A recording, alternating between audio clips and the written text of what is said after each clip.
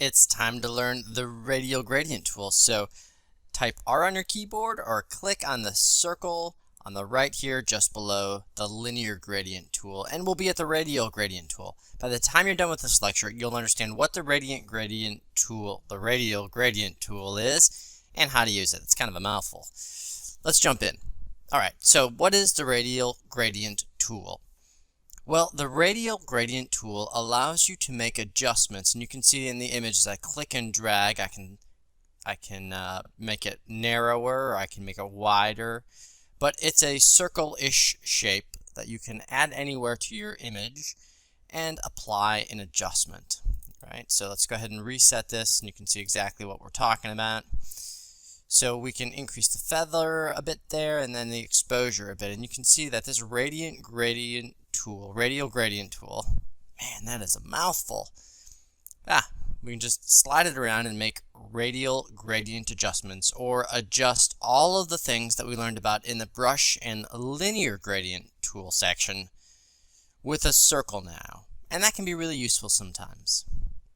So let's explore that a little bit more. You can see, just like the other adjustments, if I hover over the blue circle, I can see where I'm applying the adjustment there because it's highlighted in red. And then if I click backspace, it's non-destructive, so it can go away without impacting the image. Okay, so the radial gradient tool adjustments are the same as the other ones. They're temp, tint, exposure, contrast, highlights, shadows, whites, blacks, clarity, dehaze, saturation, sharpness, noise, and moire. Now, how can you apply and use the radial gradient tool? Well, you can use it like any other adjustment, and as a matter of fact, it's got a nice feature where if I apply an adjustment here, we'll say an exposure one, I'll darken up this, I can also, just like the linear gradient tool, I can then go in with the, let's say, the eraser by clicking on the eraser, and I'll see the X here, and I can erase parts of that adjustment that I don't want. I can also select a brush and add additional sections that I want to apply that adjustment over. If I hover over the blue circle, just like those other adjustments, you can see it's all viewed as one adjustment and can be undone with backspace if I'm hovering over the blue circle. Alright, well, let's reset the adjustments here and actually make an adjustment. Can you guess what I'm about to do in order to make this light and the wall behind it look brighter so that it matches the rest of these lights? That's right, I'm going to apply a radial gradient adjustment so that I can brighten up just that section of the image as if the light bulb is shining more light onto the wall. Follow along as I do it, and I'll give you a chance to do it yourself when we're done. First thing we'll do is we will click and drag a round circle, because it's a round light source, and we'll try to make it match the other light sources. I'm going to offset it slightly below and to the right of that light. A little bit lower. And here's why I'm doing that. If you look at this light and this spot on the wall, the light spot on the wall, you can see that it's a little bit below and to the right. I want the same thing for this light so that it looks natural, as if the light was being projected by that light bulb. I think I've got, now the other thing too is, it looks like these are a little bit longer than they are wider. So I can click on the edge, and I can drag it in to make it a bit narrower. I think that'll do.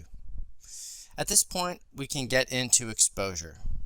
If I click and drag to the right on the exposure slider, I'm just going to keep going until it looks about as bright as the other areas in the picture. And to me, that's it right there.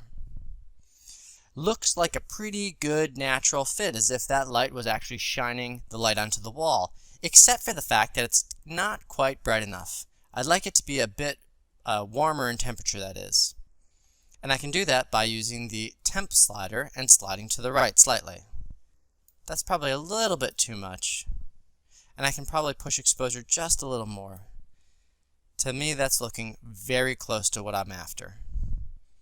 Alright, now is your time to try to do this also, where you will be applying the same radial gradient adjustment behind the light that I just did, so that it looks as if it was painted on there by the light itself and not by Lightroom CC. Now's your time. I'll give you 5 seconds to do that. Hey, congratulations! You should have paused the video and just finished up your own edit. Now you know how the Radial Gradient tool works, how to apply the Radial Gradient adjustments, and I am so glad I don't have to say that word in the other lectures because it is a tongue twister for me. I hope it's been helpful for you, and I hope this introduction to Lightroom CC has been useful for you as well. Now, understanding both Lightroom Classic CC, which is what the rest of this course covers, and Lightroom CC, which is what this section has covered, you should have a complete understanding of how to use both of these tools. I hope it's been useful, and stick with me as we move into the next section.